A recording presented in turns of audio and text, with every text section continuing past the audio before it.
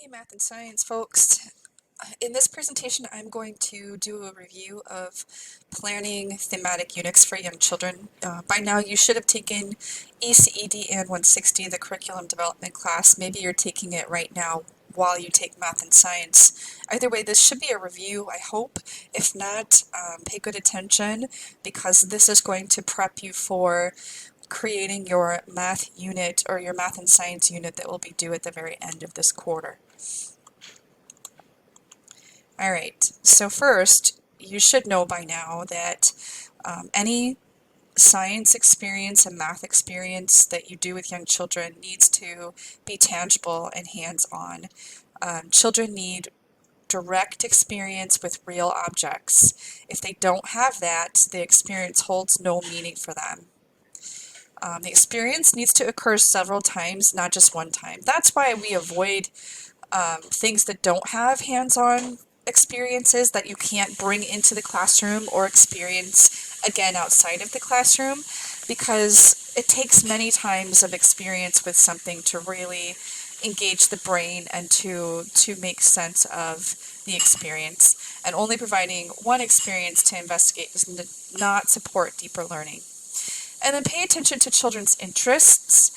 The curriculum really should be about them, not you. Even though your interests are engaging and exciting too sometimes, follow the children's lead. When we're planning for this class, it's prescribed. You're told this is Life Science Week, this is Earth Science Week, this is Physical Science Week.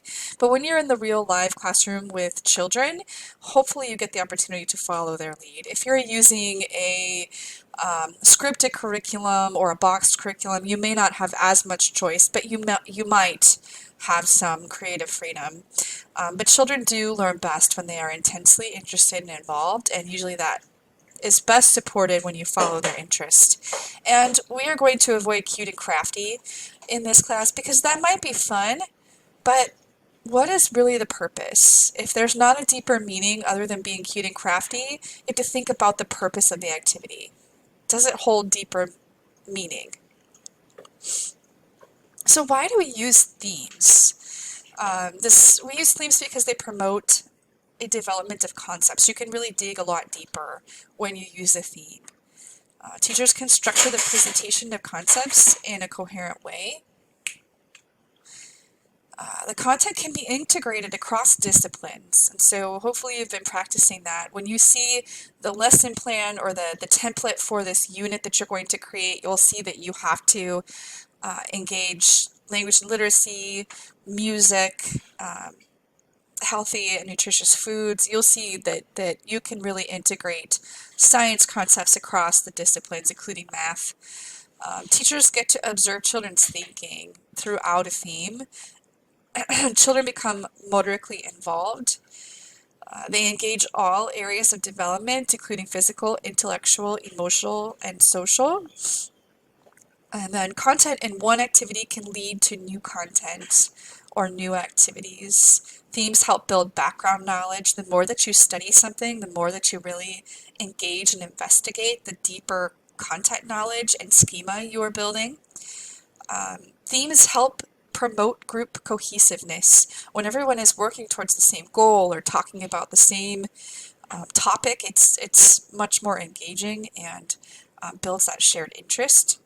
And then children's perspectives change with new information. So the deeper that you go with a theme, the more their perspective will grow.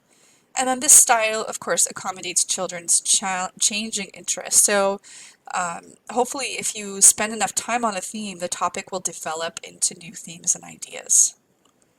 What are the benefits of using a theme?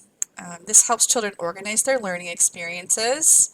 It develops direction and consolidation in learning, develops a center pool of information using many different routes, allows children to immerse themselves completely, and keeps the learning environment varied and interesting. And the advantages for you are that it establishes a focus, it gives purpose to your instruction, it emphasizes continued research, you get to have a breadth and depth of presentation, especially if you spend multiple weeks, maybe even a month on the same theme. And it uses a variety of classroom structures across age groups and with teachers and children whose interests and needs vary. So how do you select a unit? Your unit must be tied to children's real life experiences and what they know. So you're not going to be developing a unit for preschool age children or even first grade children on Mount Rainier, right? That might be a social studies or a geography topic, but you can't bring Mount Rainier into the classroom besides pictures and books. And remember, when you bring something real into the classroom, they have to be able to put their hands on it. Each theme represents a concept for children to investigate, right? So maybe it's springtime and you notice that there are tent caterpillars. I know some of you are like, ew, gross. But maybe there are tent caterpillars in the trees on the playground and the kids are super excited to learn about caterpillars, right? So kids are going to go deep into that topic if you make room to investigate. Every unit is supported by a body of content that has been adequately researched. This is why you web and why you write research questions and concepts, right? So that you can find out any gaps in information that you might have, so that you can, just a minute, I'm sorry. I'm recording. I don't care. My child is hungry. I'm sorry that you all heard that. I hope it was a laughable moment. Please eat, child, if you are hungry. Units rely on the integration of content learning, so you will see that, or that you have experienced this quarter, that your concepts and your themes should be integrated across disciplines. Themes must include hands-on, inquiry-based learning activities. We don't use worksheets or things that aren't the real deal. So if you're going to do a unit on pumpkins, you can't do a worksheet on pumpkins and expect children to build rich, strong schema about pumpkins, right? If you're going to build rich, strong schema, you better bring that pumpkin in, you better cut it open, you better put your hands in it and smell it and feel the textures, maybe even taste it. That's going to build rich and strong schema. And then unit activities represent a variety of curricular foci and modes of involvement. And the same content should be offered in many different ways. And units are expanded and revised as children's needs and interests and abilities change. And we made it. So I'm going to follow up this video with an overview of the unit, and I'm going to show you some examples of what this unit should look like. This is, you have a final exam in this class, but this is your final project for this class. And it's a practice or dry run for what you will do in lab school. When you are the lead teacher, you will select a theme topic and you will, with your lab school partners or peers, create a unit together that you will spend a week investigating with the children. And I'm hoping that by the time you enter lab school, if you've completed lab school, which I know a couple of you have, or you are entering lab school winter quarter during COVID, I know that your experience with your unit will be different. And I know that even now in math and science, usually we put together these units and we do a big celebration and presentation where everybody sets up their unit and we walk around and explore and do the activities, but we don't get to do that. So just know that this is really quite a process, and I'm asking you to do this in isolation.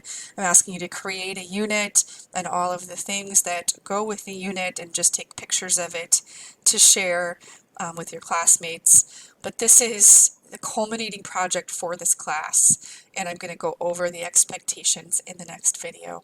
All right, I'll see you online.